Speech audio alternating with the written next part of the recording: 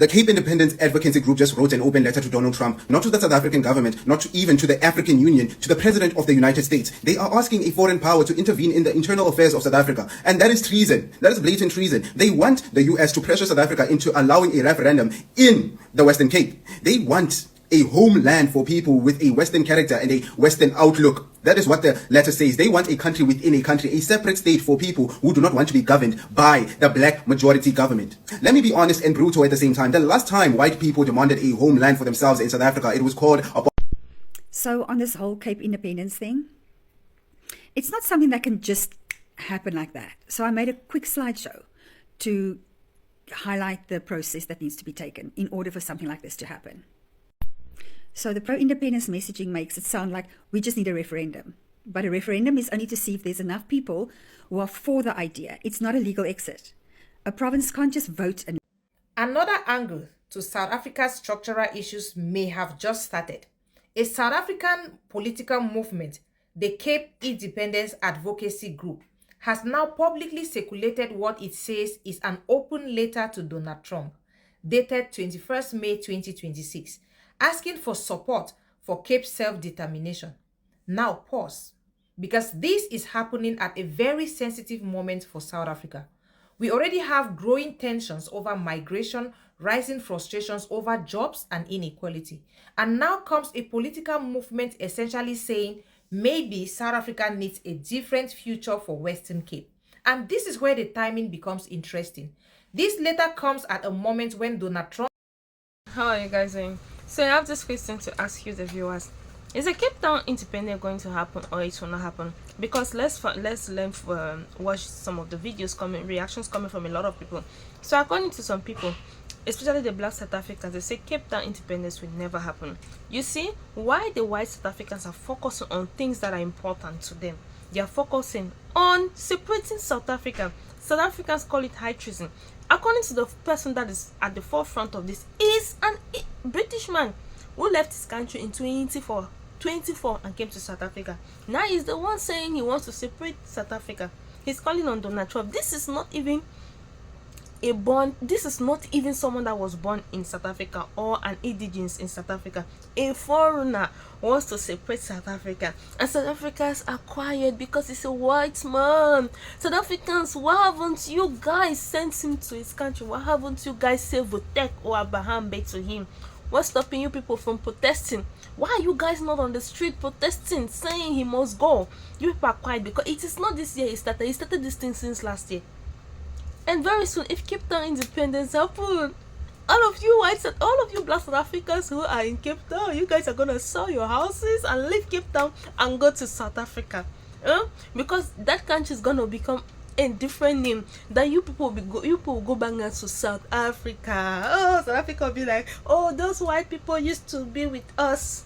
They separated from us and created their own country in South Africa. It's gonna be 3 countries in South Africa, mind you.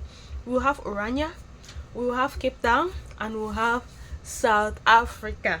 Guys, how do you see it? It's perfect, because all Africans is gonna stand behind the white people. We've not seen where the white people come out and say we want all foreigners to leave, but you black South Africans are the one chasing foreigners from your country. So who do you think the other Africans are gonna support? Tell me, who do you think other Africans are gonna support? You that is calling your own brother foreigner? You that is insulting your own brother, hitting them, looting their shops? No. Africans have wised up. We will no longer say South Africans are our brother, God forbid. Guys, watch this video. They call them the Bantu stands for black people. Now they want one for themselves. How ironic. In their letter, they talk about Afrikaans being being spoken by white people or white South Africans and the so-called colored people. So-called, that's what they said, as if colored people or colored identity is not real, as if colored people are not legitimate. They put the term in quotation marks like it is something to be questioned. This tells you exactly how they see colored people, not as equals, as a group they can use to pad their numbers, but whose identity they will dismiss when it is convenient for them. They want colored people to support Cape independence, but they will not even acknowledge their existence with air quotes or without air quotes. They want or they say they are ideologically aligned with the US and Europe. They criticize South African government for aligning with China, Russia, and Iran. But just recently, the United States held a meeting with a communist country, which is China, and publicly praised its leader. So the issue is not about ideology. The issue is about who is allowed to have allies. South Africa cannot align with the East, but the West can align with communists when it suits them. This is not a principle, guys. This is just a quest for power, a quest to colonize South Africa again. Let me say this plainly, right? They do not want to be governed by a black government. That is the entire point of Cape independence. They want a Western aligned state where white people and the so-called colored are governed by people who share their Western outlook. But ask yourself, guys, if Cape independence happens, who will actually run things? The same economic elite, our Rob Herzog and Phil Craig, the same billionaires who do not want to address the inequality in South Africa, but they want an independent state. The same landowners, the same people who have never addressed the inequality in Khayelitsha, in Gugulethu, in the townships of the Western Cape that remain poor while the Cape Town CBD glows. The Cape Independence Advocacy Group, led by Phil Craig, a gentleman from the United Kingdom, Great Britain, has sent a letter to the US for the future of South Africa, saying many South Africans share a Western outlook and heritage, where our government has allied itself with China, Russia, and Iran. We are more ideologically aligned with the US and Europe. The man's permanent residency was acquired in 2004. He's not a South African citizen fully, but he is the referendum party, advocating for taking the Western Cape to be an independent state. How is this not treason?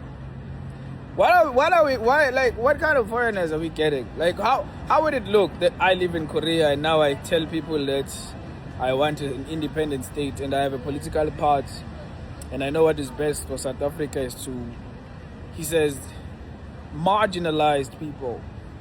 What does he know? If he got to South Africa in 2004, what does he know about the past, the present, and the future of South Africa? Hey, South Africa is fun. Has already become part of the conversation around South Africa, especially concerning Afrikaners and refugee protections. So naturally, people will ask, why now? Because politics is often about timing. And when a movement publicly appeals to Donald Trump at a moment like this, many will begin to wonder whether they believe the political climate in Washington may now be more receptive to their message. But here is where things go deeper. The language in this letter on my screen is not just about identity. It is geopolitical. The document presents the Western Cape as more aligned with the West, while criticizing South Africa's relationship with countries like China, Russia, and Iran. In simple terms, the message sounds like this. If South Africa is moving in one geopolitical direction, maybe support us moving in another. And whether you support Cape independence or reject it completely, this raises a very difficult question. What happens when domestic political frustrations begin moving beyond national borders? Because once foreign powers become part of internal political conversations, domestic tensions can quickly become geopolitical tensions. And if South Africa is entering that phase, this story may end up being much bigger than many people realize. Thank you all for watching. Leave. The whole country, through Parliament, has to let it go. So can a province legally secede in South Africa? No, not on its own. The Constitution, and I like to quote Section 235, does not give a province the right to just leave. Section 235 talks about self-determination, yes, but it doesn't explain the steps needed. How could it theoretically happen then? In theory, it would require all of the following. Number one, national government approval. The decision ultimately sits with Parliament and the national executive, which is the president and the cabinet. A province is not sovereign. It exists under national authority. Number two, constitutional change. To allow secession, the constitution would likely need to be amended. That requires a 2/3 majority in Parliament, support from at least 6 out of the 9 provinces in the National Council of Provinces. This is extremely difficult politically.